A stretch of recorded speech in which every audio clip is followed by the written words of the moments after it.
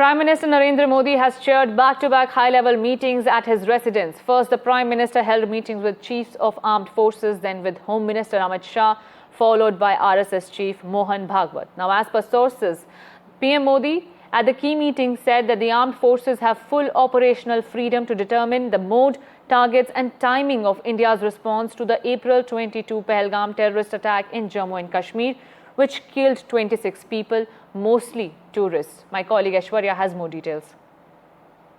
Well, after the Pahalgam terror attack, it was Prime Minister Narendra Modi who chaired the CCS meeting, and it was the government of India who took important decisions to isolate Pakistan. And after a week, it's the second round of CCS meeting that will be chaired by Prime Minister Narendra Modi tomorrow, 11 a.m. And post that, it will be a full-fledged cabinet meeting that is also scheduled. It is the CCPA, that is the Cabinet Committee on Political Affairs and Cabinet Committee on Economic Affairs meeting that will also take place tomorrow as well. But it was a series of meetings that was held in the national capital. In the afternoon, it was at the Ministry of Home Affairs that the Home Secretary chaired a meeting in which the DG of the BSF, Assam Rifles, the National Security Guards and senior officials from the CRPF and the CISF took participation, and the Home Secretary was briefed about the recent developments that are taking place in Jammu and Kashmir. Remember, it is the 5 straight days when Pakistani troops had been indulged in ceasefire violations, and also on the other side, India had responded it swiftly and effectively. The Indian agencies involved in investigation are also conducted raids in Jammu and Kashmir, and there is much movement as far as the Indian troops along with the line of control is concerned.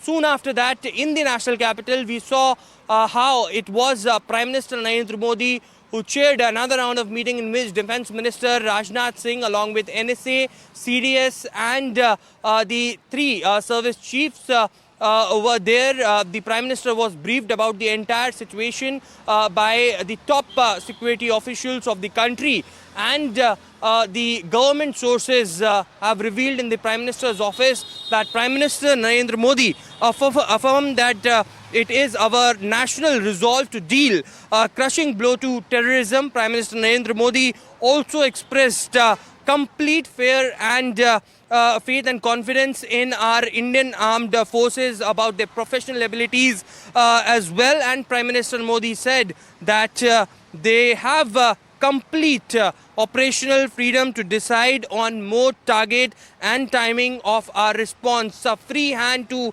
Indian armed forces is something that Prime Minister Narendra Modi's message was. Remember, it was Prime Minister Narendra Modi who earlier stated that India will decide its time, and they will be tracked, identified, and they will be punished. It will be an unimaginable action against the perpetrators of terrorists who had conducted such a gruesome attack on the Indian citizens in Pahalgam as well. Soon after that particular meeting, and a message from Prime Minister coming in after that key security level meeting held, it was RSS Chief Mohan Bhagwat who also met Prime Minister Narendra Modi at 7 Lok Kalyan Marg. The government of India is in a view that be it the political parties of the country or the top organizations, everyone should be involved. But a message is straight, a green signal to Indian armed forces that they have all the confidence in the armed forces, and they can choose the time and place of the attack on Pakistan. Now, it remains to be seen that when this will happen. It's a very, very sensitive reportage that we are doing from 7 Lok Kalyan Marg, and therefore the reason perhaps all eyes would be at the Prime Minister's residence tomorrow as well, when Prime Minister Narendra Modi will be chairing that meeting. And it remains to be seen that whether important decisions will also come out after tomorrow's meeting to isolate Pakistan on every front. After much backlash, the Congress party has now deleted the social media post that targeted Prime Minister Narendra Modi. The post had indicated that PM Modi was missing in action apparently pointing to the all-party meet to discuss the terror attack in Jammu and Kashmir's Pahalgam that killed 26 people. Now, the post put up on Monday night drew ire from the BJP, especially after Pakistan's former minister Fawad Chaudhry reposted it. The BJP said that Congress party's pro-Pakistan mindset has been exposed and deleting the tweet will not remove the mindset that the Congress party backs.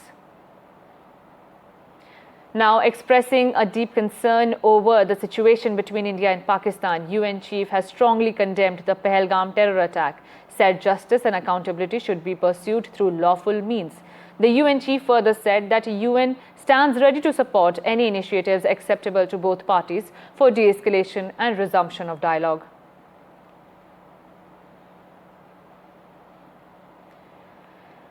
After Karnataka Chief Minister Siddaramaiah said that we should not go in war against Pakistan after the Pahalgam terror attacks, now his minister has echoed the same sentiments. Minister Jarkiholi has said that there is no need to go to war with Pakistan, and Siddaramaiah spoke from economic aspect. This is the latest remark that has come in from Karnataka minister after BJP lamented and labelled Congress party as pro-Pakistan party. Listen in. Siddaramaiah ಯಾಕೆ ಹಾಕೋದು ಅವ್ರು ಏನು ಹೇಳಿದ್ದಾರೆ, ಅವ್ರ ಆರ್ಥಿಕ ತಜ್ಞರ ಆರ್ಥಿಕ ಗೊತ್ತಿದೆ ಅವ್ರಿಗೆ ಎಷ್ಟು ಕಷ್ಟ ಇದೆ ಅಂತ. ಆಧಾರದ ಮೇಲೆ ಹೇಳ್ರಿ ಇವರು ಯುದ್ಧ ಬೇಡ ಅಂತಾರೆ. ನಮ್ಮ ಕಡೆ ಏನಿದೆ, ಏನಿಲ್ಲ ಮಾಡೋರು ಅವರು ನಾಳೆ ಮಾಡಲಿ. 8 ಗಂಟೆಗೆ ಬೆಳಗ್ಗೆ ಯೂಶುವಲಿ 8 ಗಂಟೆಗೆ ಬಿದ್ದು ಸ್ಟಾರ್ಟ್ ಆಗಿದೆ. Amidst Delhi school fee hike crowd, the Delhi government in a meeting chaired by Chief Minister Rekha Gupta has approved a bill to regulate fee in private and government schools in the national capital. Chief Minister Rekha Gupta said that the issue was discussed widely in recent days and there was panic among the parents due to activities of some schools and complaints regarding harassment of students in the name of fee hike. Chief Minister Rekha Gupta spoke on it. Listen in.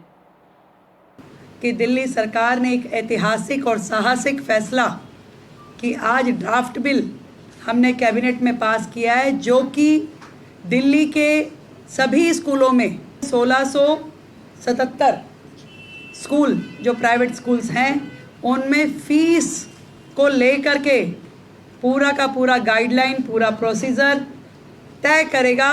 और पहली बार इतिहास में दिल्ली सरकार के द्वारा ऐसा bill बनाया जा रहा है जो कि अपने आप में फुल प्रूफ है।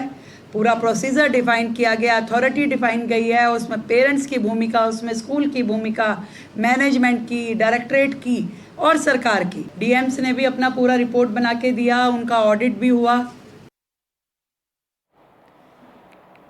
And after Delhi cabinet cleared this bill, Education Minister Ashish Sood spoke exclusively to NDTV. In an exclusive interview, he said that schools need to act responsibly. Take a look. A lot of parents, ladies and gentlemen, in the national capital were anxious, feeling the burden in this academic session as soon as it began of high and increased fee that the schools, private schools, were demanding of them. Many even hit the streets. The government had earlier promised them relief, and today the government of Delhi in the national capital has sent a good news for the parents and the students of the national capital. The Delhi government has decided to come up with a bill. It will basically regulate how the fee structures of the private schools can be increased and how would they be going going forward from now. And joining me at this moment to talk more about this, Mr. Ashish Sood, Education Minister of Delhi. Sood Saab, बहुत shukriya. Thank you so much for speaking to us and congratulations on this bill. Let me first ask you. Namaskar. I wanted to understand in detail, so for the benefit of our viewers. So what does this bill say? Let's say if I ask you 1, 2, 3, what are the 3 top headlines of this bill that will help the parents, for the fee to not burn a hole in their pockets? Look, this bill has 3 levels of decision. One is a school level committee, wherein the management, chairman of the management, the principal, 3 teachers and 5 parents. These parents will be taken out from the school PTA by the draw of lots. Teachers will be taken by the draw of lots. One has to be a SC/ST parent and 2 women in this 10-member committee has to be there. They will deliberate on the 18 points what is the status of the building, does building require a renovation, does school need some development, what is the stature of the lab, library, school bus and other things, and what is the status of the balance of payments in the balance sheet. Okay. They will deliberate upon this and then they will decide. So stringent measures you are implementing with this. If the school fails to adhere to these rules and these procedures, then they will have to pay a fine. And you also said that for 3 years, you have set a limit that once the fee is increased for the next 3 years, there is certainty. There is certainty that the fee will not be increased. Parents would know that this is the amount that they have to pay for the next 3 years. Am I right? Yes, and for the academic year starting in 26-27, it will be done by the end of October-November, so that they know what will be our status of fees in the next year. Okay. If they feel it is out of their bound, they can plan accordingly. And moreover, this bill which we are bringing will be effective from 1st April 2025. Right. So it From will the be retrospective retrospective, exactly. So Yes, so it will have come into benefit. force. It will have benefit from the current education session, from the current academic session itself. Yes. So if I understand correctly, you are saying that this bill is going to bring a lot of relief. There is going to be transparency. How have the schools reacted to this, sir? They will bring transparency, and they will bring relief to the parents to the extent, look, these are around 50 pages. These 50 pages are about the DPS agitation which is going on for last 4 years, 5 years. We are just a 65 days old government. These 50 pages belong to the DPS agitation during Mr. Arvind Kejriwal's government, about the coercive way the school charges the fees. The children are made to sit in the library for last four years. It is we who had brought the DM into action and got the relief to these children. That is how the DPS had to lose the case. In this act, in this bill, when it becomes an act, the provision is if any school tries to extract the fees undecided, which is not properly decided, Yes. which is not properly mandated by the coercive means, the school will be penalized by 50,000 rupees per complaint. Absolutely. We are hoping that that's the paramount interest of the government as well, to protect the interests, to protect the future of children and, of course, their parents as well. Thank you so much for giving us the time and speaking to NDTV on this very important topic what the government is doing now. As Mrs. Sood said, more teeth have been given to the new bill so that the due processes are followed, and if are not, then there are provisions for punishment. Thank you so much, Mr. Ashish Sood, for speaking to NDTV. As West Bengal Chief Minister, Mamata Banerjee participated in a Mahayagna ahead of the formal inauguration of a Jagannath temple tomorrow in West Bengal's Digha. The BJP attacked her outreach to Hindus and announced its plan to start a campaign to repair temples in the state of Murshidabad, where the temples were vandalized during the Waqf Act protest. My colleague Shreyoshi has more details. The historic moment is what the Trinamool Congress is calling this inauguration tomorrow, that will be taking place at Digha in Purva Medinipur district of West Bengal. Now, Chief Minister Mamata Banerjee will be sending out a strong message. The entire program will also be broadcast in the blocks of various districts of West Bengal.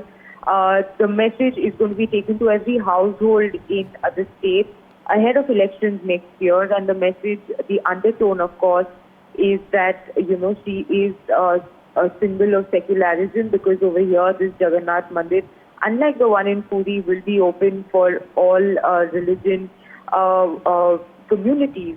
And in this particular event, of course, she will be joined by her ministers, MLAs, MPs, dignitaries.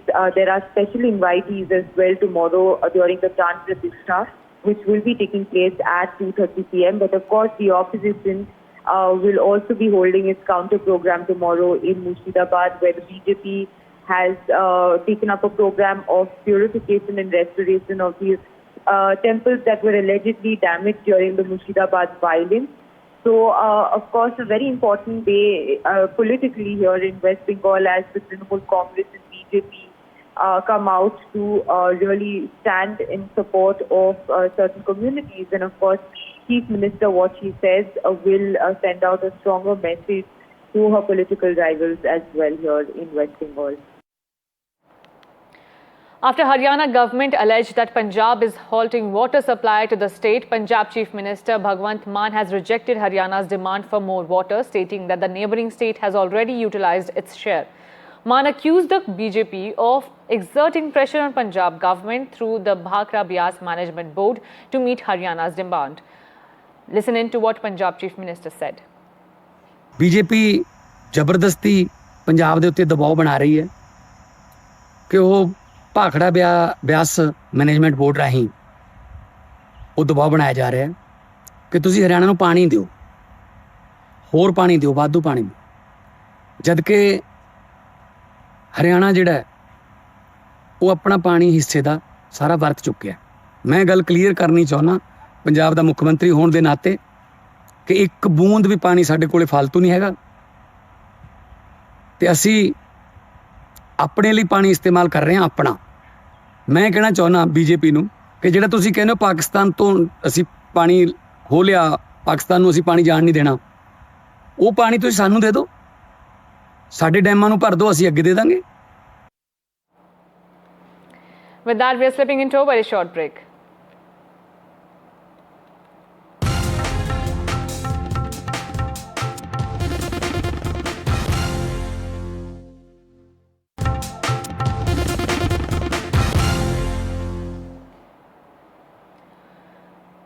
RSS Chief Mohan Bhagwat met Prime Minister Narendra Modi today, and as per the information coming in, the meeting lasted for around 1.5 hours. My colleague Vasudha Venugopal is joining me with more details. Vasudha, do tell us about what was discussed during the meeting in the wake of Pahalgam terror attacks.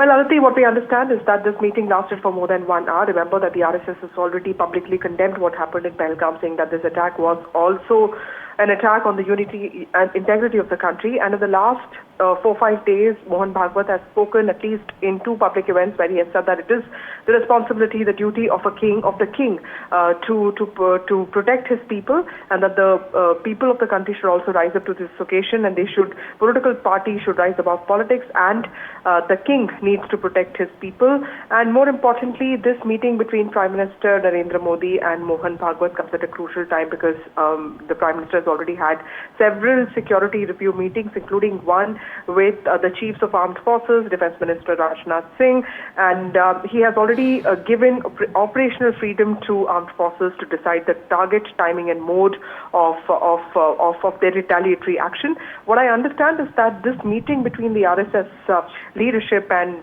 Prime Minister Modi is the RSS giving full support to the government on what it thinks needs to be the right kind of action, appropriate action to teach Pakistan the right kind of lesson for the terrorism that it has been sponsoring, and one of its worst impact has been on what we saw in Pahalgam. We'll have to wait and see how this pans out, but yes, this is an important meeting coming in the wake of the CCS meeting that's going to take place tomorrow.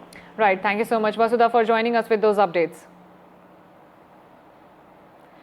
In the wake of Pahalgam terror attacks, the cops in Assam have started cracking a whip on Pakistan sympathizers. At least 30 people have been arrested since Thursday for putting posts on social media backing Pakistan. The accused have been booked under the National Security Act. More details are coming in as Assam Chief Minister Himanta Biswa Sarma also reacted on it. Pakistan को support करने का Facebook हो, Instagram हो, जो भी social media में पाकिस्तान को support करने के लिए हम लोग अभी तक लगभग 30 लोगों को गिरफ्तार किया हूं, और इसमें जो लोगों का कुछ इन्वॉल्वमेंट और ज़्यादा है या पहला का भी हिस्ट्री है, कोई लोगों का ऊपर नेशनल सिक्योरिटी एक्ट भी हम प्रयोग करेगा, ये भी निर्णय हमने लिया। Now, in a major development, at least 3 suspected National Socialist Council of Nagaland cadres who entered Assam allegedly to demand extortion money from the National Highway Authority of India officials were killed in an encounter with security forces in the Mahasau district. The entire operation was planned and monitored by Assam police at its highest level for a month now, as per sources. The entire operation lasted for at least 60 hours. More details with my colleague Ratnadeep Chaudhary. In a major development, security forces in a exchange of fire have been able to gun down 3 militants from NSCN. Now they belong to a faction of NSCN. That's what Assam police sources have told us. Now this group of security forces were led by a special unit of the Assam police who were looking for these militants ever since there was a tip off that these militants were involved in trying to extort money from NHAI project in the Mahasau district of Assam. In fact, for the past 1 month, sources in Assam police have given us to understand that for the past 1 month, top police officials have been monitoring and planning a crackdown on NSCN who have activated their units in the Mahasau and Karbi Anglong district of Assam since last February, and therefore the Assam police have been close on their heels, and today over 300 security personnel were involved in a major operation which still continues to nab the other militants who are there in the area in the Mahasau. But in this 60-hour long operation, in a face-to-face exchange of fire, 3 militants have been gunned down. A huge cache of arms and ammunition have been recovered from the place where this operation has taken place, and this is a major success which Assam police sources have told us would not have been possible if the local people would not have helped them. The local people did not wanted that there would be a disruption to peace and tranquility in the Mahasau, and therefore they helped, and Assam police has been able to neutralize these 3 NSCN militants, and an operation continues to nab the others. And now, in a sad news that is coming in from Karnataka, a horrifying hit-and-run incident was caught on CCTV in Udupi district. A woman was crossing the road near the road when a speeding bike overtook a slowing auto rickshaw and hit her. The woman collapsed, and on the spot she sustained several injuries. She is currently undergoing treatment at a private hospital. The biker fled the scene. Police are continuing their search for the suspect. The entire accident was captured on CCTV. My colleague Deepak Bopanna has more details. To really identify the number plate was a challenge. That's where, of course, the cops are taking into account, that there would be multiple CCTVs, and they've been reviewing those as well to spot who this biker was who fled from the scene. As you mentioned, this incident taking place near Kalsanka and Udupi. The woman was crossing the road near Padigaru. This was the Ambaginu Udupi road when this speeding bike, while it was trying to overtake another auto rickshaw, hit her, and you can see the woman fall on to the road. Fortunately, there were no vehicles at the back, or else it could have been a very tragic incident. And now the entire incident, of course, has been caught on tape because of the CCTV footage near an establishment right opposite this stretch of the road. In some more news coming in from Karnataka, a 6-year-old girl was tragically killed by auto tipper. The shocking CCTV footage has emerged now. This heartbreaking incident is from Sonia Gandhi Nagar in Hubballi district. A 6-year-old girl lost her life after being run over by a waste disposal auto tipper. Disturbing CCTV footage captured the moment of her death. My colleague Deepak Bopanna has more details. The 6-year-old girl has been killed, but when you look at the CCTV footage, it's not very clear whether this man didn't notice her, because clearly, of course, the girl was playing around that stretch of the road as the tipper was passing through, and all of a sudden, comes right in front of the tipper, and it's not just one wheel. It looks like both the wheels have run over her, no chances of her survival, and then the family and the locals and the residents nearby, of course, rush to help her. You can see the driver as well get off to try and help, because he probably didn't notice that he had actually run over a little girl. The entire moment right now has been captured on CCTV. The police first have been informed about the incident, and necessary action is being initiated.